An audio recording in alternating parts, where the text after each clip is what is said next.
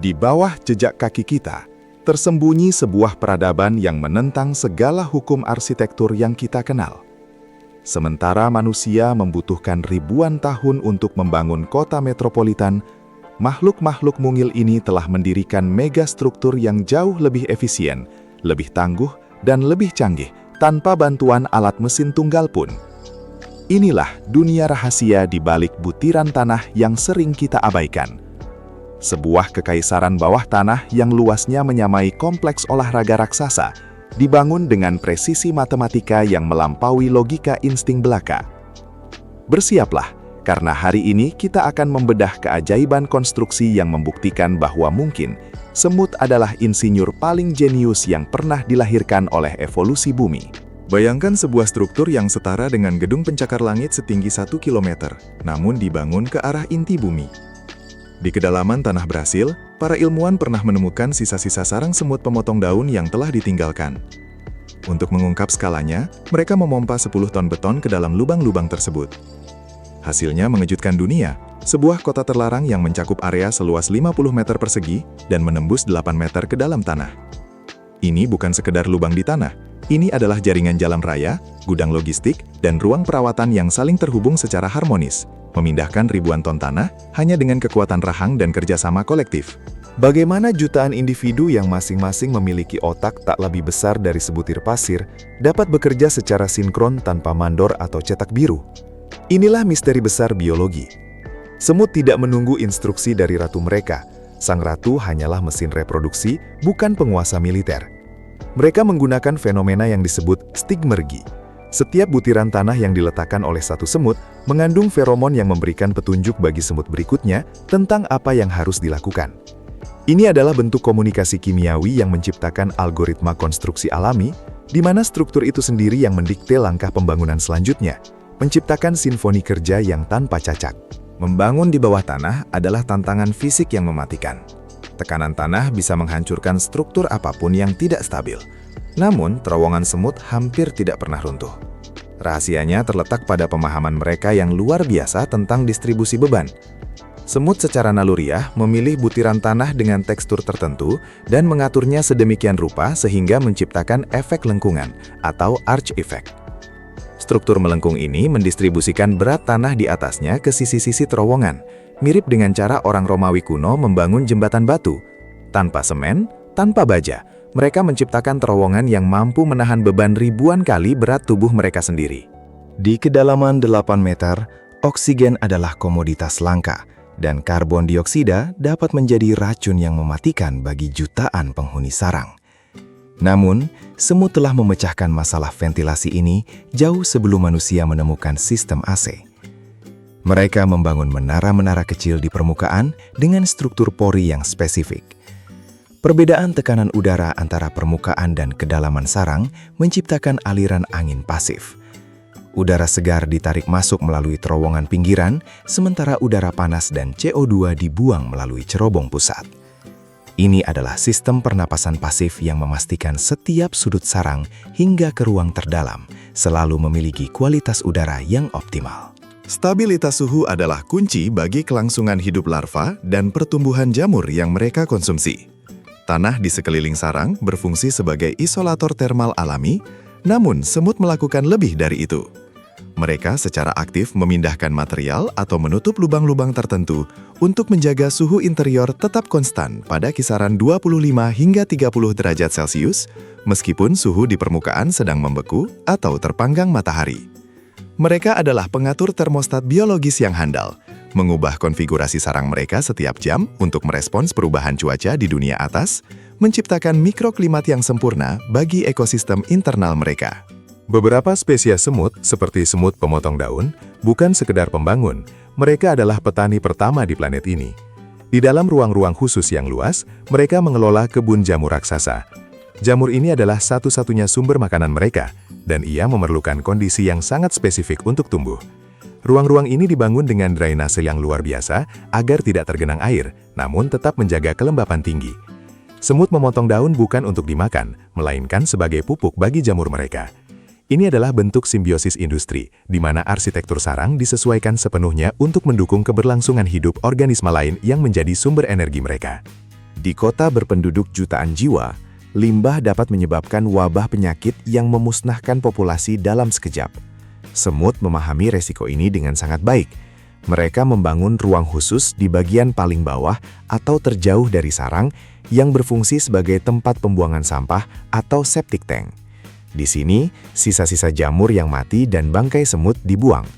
Menariknya, hanya kasta semut tertentu, biasanya yang sudah tua dan mendekati akhir hayatnya, yang ditugaskan bekerja di tempat sampah ini. Mereka dilarang kembali ke area pembibitan atau kebun jamur untuk mencegah penyebaran patogen, sebuah protokol karantina yang telah mereka terapkan selama jutaan tahun. Pusat dari seluruh konstruksi megah ini adalah ruang pembibitan, tempat di mana ribuan telur dan larva dirawat dengan penuh ketelitian. Ruang ini biasanya terletak di bagian sarang yang paling terlindungi, jauh dari predator dan fluktuasi cuaca yang ekstrim. Semut perawat terus-menerus memindahkan larva ke berbagai tingkat kedalaman, tergantung pada kebutuhan kelembapan saat itu. Arsitektur ruang pembibitan dirancang dengan dinding yang lebih halus dan akses yang memudahkan evakuasi cepat jika terjadi keadaan darurat. Di sini, kita melihat bahwa setiap inci dari labirin ini dibangun dengan satu tujuan utama, memastikan kelangsungan hidup generasi berikutnya. Hujan deras bisa menjadi kiamat bagi koloni bawah tanah, namun sarang semut jarang sekali banjir total. Mereka menggunakan prinsip hidrostatika dalam desain terowongan mereka. Beberapa pintu masuk dirancang dengan kemiringan tertentu yang membelokkan aliran air permukaan.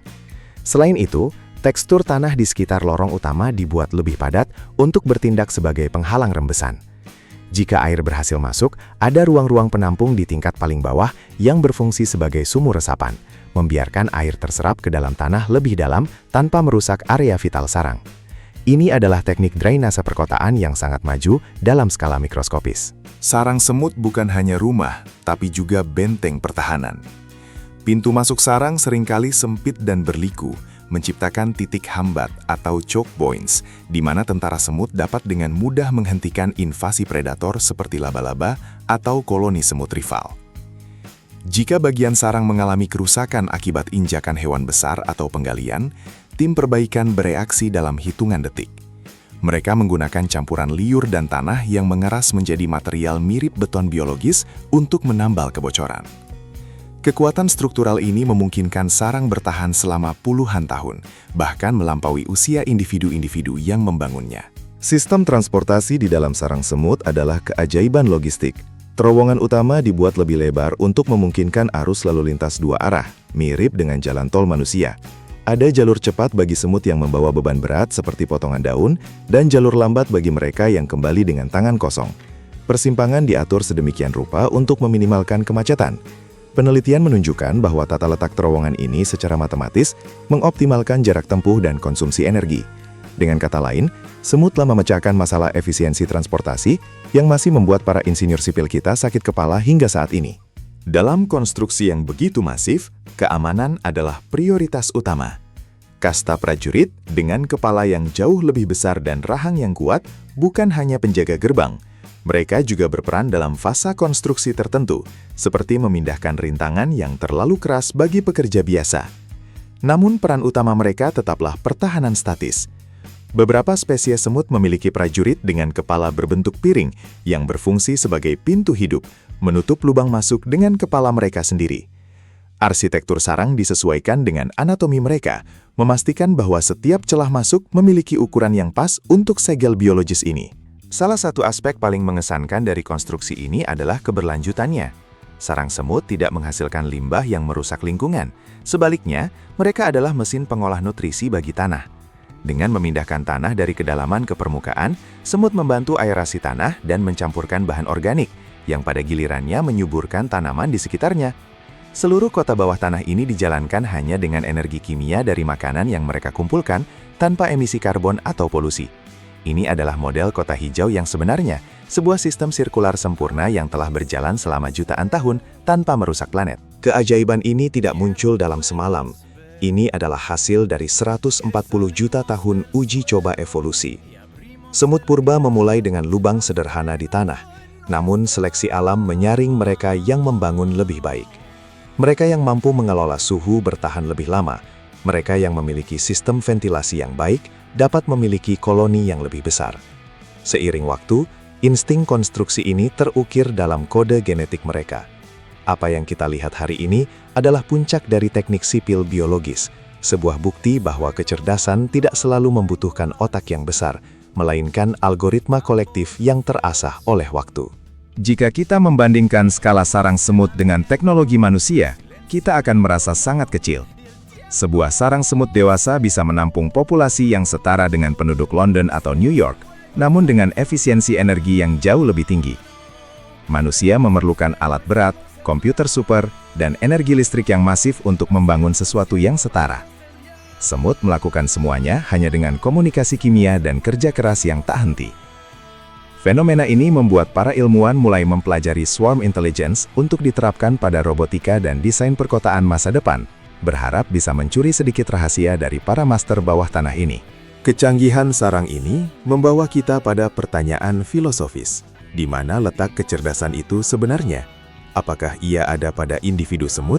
Ataukah sarang itu sendiri adalah sebuah organisme hidup yang besar? Para biologi menyebutnya superorganisme. Dalam pandangan ini, setiap semut hanyalah sel dalam otak kolektif yang besar. Konstruksi sarang adalah manifestasi dari pikiran kelompok tersebut. Ketika satu bagian sarang dihancurkan, pikiran ini tidak mati. Ia akan segera merekonstruksi, beradaptasi, dan belajar. Ini adalah bentuk eksistensi yang sangat berbeda dari manusia, namun terbukti jauh lebih tangguh menghadapi perubahan zaman. Meskipun mereka adalah insinyur yang luar biasa, dunia modern membawa ancaman yang tidak pernah mereka hadapi selama jutaan tahun. Pestisida kimia, beton perkotaan yang menutup permukaan tanah, dan perubahan iklim yang ekstrim mengancam fondasi peradaban bawah tanah ini. Ketika kita merusak tanah, kita bukan hanya menghancurkan debu, kita meruntuhkan mahakarya arsitektur yang tak tergantikan. Kehilangan koloni semut berarti kehilangan pengolah tanah alami dan pengatur ekosistem yang krusial. Memahami kerumitan sarang mereka adalah langkah pertama untuk menghargai peran vital mereka dalam menjaga keseimbangan dunia yang kita tempati bersama. Saat ini, para arsitek masa depan sedang melihat ke bawah untuk menemukan inspirasi. Dari sistem ventilasi alami gedung pencakar langit, hingga algoritma manajemen lalu lintas internet, kita mulai mengadopsi prinsip-prinsip yang telah disempurnakan oleh semut. Kita belajar bagaimana membangun struktur yang lebih kuat dengan material yang lebih sedikit, dan bagaimana mengatur sistem yang kompleks tanpa kontrol pusat. Semut telah memberikan kita catak biru untuk masa depan yang lebih berkelanjutan. Mungkin, rahasia untuk bertahan hidup di planet ini tidak terletak pada teknologi yang semakin rumit, melainkan pada kesederhanaan dan efisiensi yang ditunjukkan oleh makhluk kecil di bawah kaki kita. Lebih canggih dari manusia? Mungkin dalam hal kerjasama tanpa ego dan harmoni dengan alam? Jawabannya adalah ya. Megastruktur bawah tanah ini adalah pengingat bahwa keajaiban tidak selalu berada di bintang-bintang atau di dasar samudra yang paling dalam. Terkadang, ia berada tepat di bawah halaman belakang rumah kita. Setiap kali Anda melihat gundukan tanah kecil di antara retakan trotoar, ingatlah bahwa di bawah sana terdapat sebuah pencapaian teknik yang luar biasa, sebuah kota yang tak pernah tidur, dan sebuah peradaban yang telah menguasai seni bertahan hidup jauh sebelum manusia mengenal kata arsitektur. Mari kita hargai para insinyur mungil ini, sang penguasa sejati dari dunia bawah tanah.